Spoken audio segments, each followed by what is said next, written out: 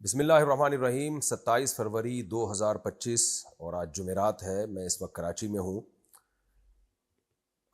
مرکزی رؤیت ہلال کمیٹی کے جو چیئرمین ہیں انتہائی قابل احترام، ان کا نیوز چینلز پہ بیان آ رہا ہے کہ کوشش ہوگی کہ پورے ملک میں ایک ہی دن عید ہو۔ یہ بڑا عجیب سا مضحکہ خیز سا بیان ہے، اس لیے میں نے سوچا کہ میں اس پہ ری ایکشن ضرور ریکارڈ کرواؤں۔ کوشش کا مطلب سمجھ سے بالا تر ہے، اس لیے کہ چاند دیکھ کے ہمیں روزہ رکھنے کا حکم ہے، چاند نہ ہو تو روزہ نہیں رکھیں گے۔ اس میں کوشش کا کیا مطلب ہوا کہ کوشش کا مطلب سمجھ سے بالا تر ہے۔ ہلال کمیٹی کے چند سالوں سے فیصلے ایسے ہیں جو بہت زیادہ تشویش کا ذریعہ بن رہے ہیں۔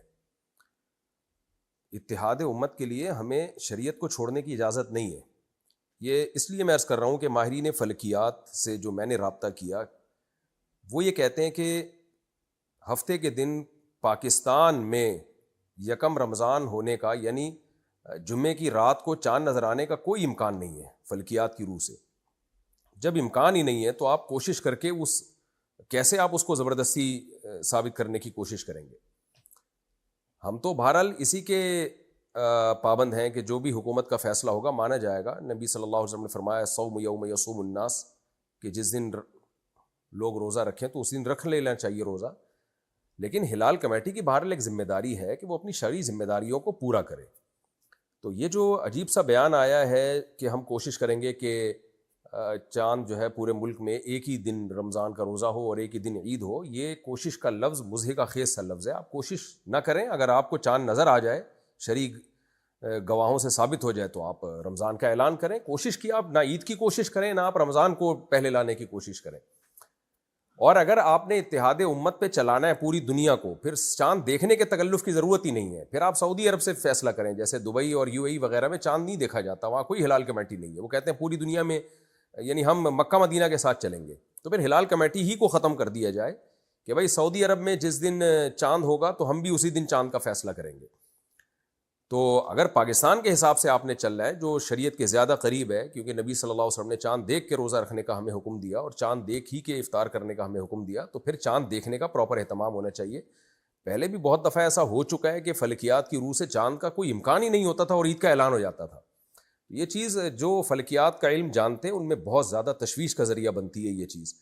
تو میں نے مناسب سمجھا کہ میں اس پہ ایک ری ایکشن ریکارڈ کرواؤں کہ ایسا بیان نہیں دینا چاہیے جو لوگوں میں تشویش اور کھلبلی کا ذریعہ بن جائے۔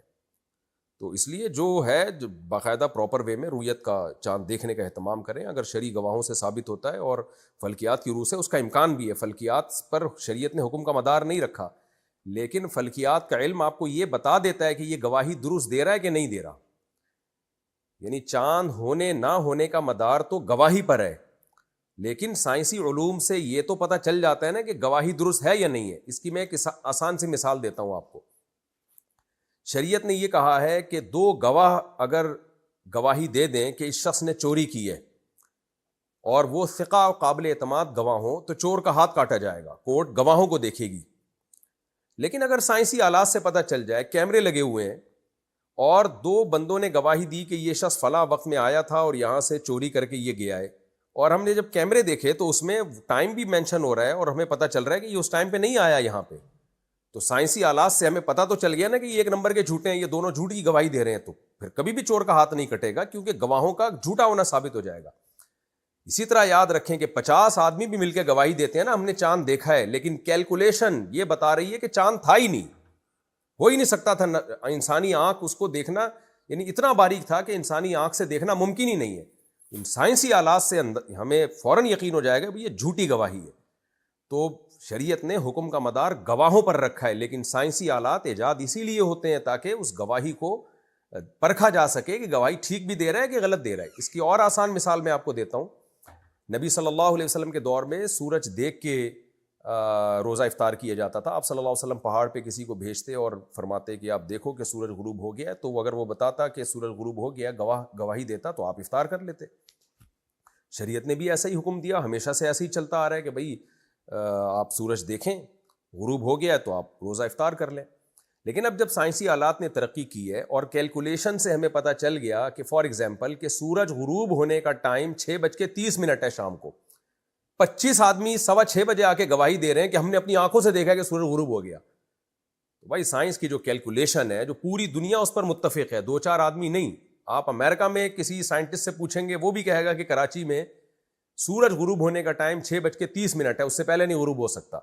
جاپان کے سائنسدانوں سے پوچھیں گے، وہ بھی کیلکولیشن کر کے بتائیں گے کہ کراچی میں سورج غروب ہونے کا ٹائم 6:30 ہے.